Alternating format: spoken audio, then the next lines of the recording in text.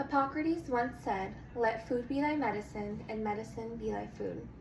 This is now more important than ever, as we are living in a world where pharmaceutical medicine triumphs over the easiest and most overlooked form of medicine, which is food.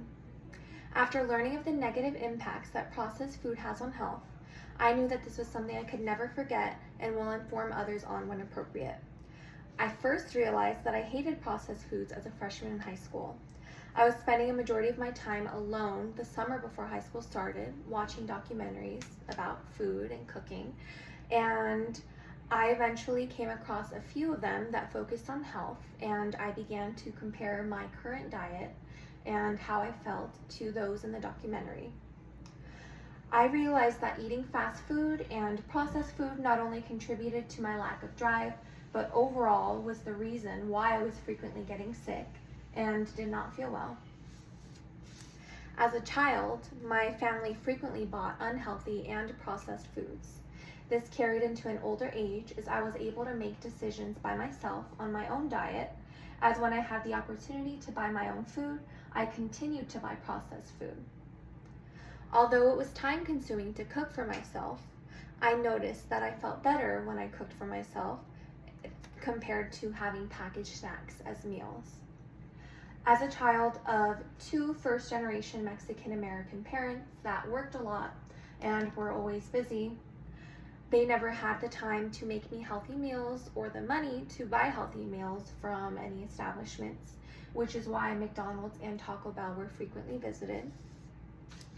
My official hatred for processed foods began shortly after starting high school. I began to notice that when I cooked for myself, I would feel satiated after eating. I was getting sick less, which was nice, as it was embarrassing to be the only kid coughing in class during a lecture. And I started seeing weight come off and overall felt happier as I looked and felt good. I became vegan and stopped eating all foods containing animal products. As I got older, I went to being vegetarian and began to slowly add animal products back into my diet. I also started seeing loved ones struggle from physical ailments that were preventable from having a healthy diet. All of my meals were then cooked from scratch for the following 4 years since becoming vegan, and I would still find the healthiest options at fast food places or restaurants if I did go out. Some may view veganism as an extreme way to consume less processed foods. However, for me, it was necessary to make the push to living a healthier lifestyle. I was no longer able to eat any of the processed foods that my family bought, and when I did go out to eat, I was forced to pick the healthiest options because my diet had strong restrictions on animal products. Following through with being vegan and then vegetarian opened a door for me to introduce whole foods into my diet.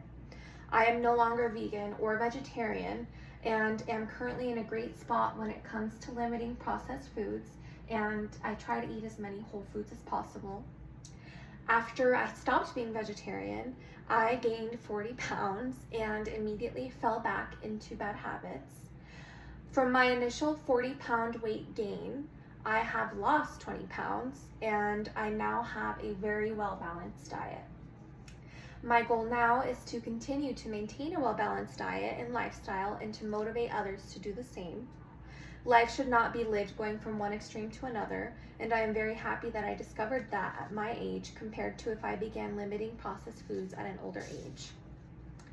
My hatred towards processed foods is still very much alive and reflects into my daily lifestyle. From discovering the negative effects of processed foods at a young age, I have navigated my way through finding an appropriate balance in lifestyle for myself. For those that resonate with anything that I've said, please remember that while food is fuel, it is important to also enjoy life and enjoy the food that you are consuming. If what you truly enjoy is consuming is only processed foods, try to eat it in moderation. There is no such thing as a bad food, so long as you are actively making sure that you are investing in your health every day. That is my speech.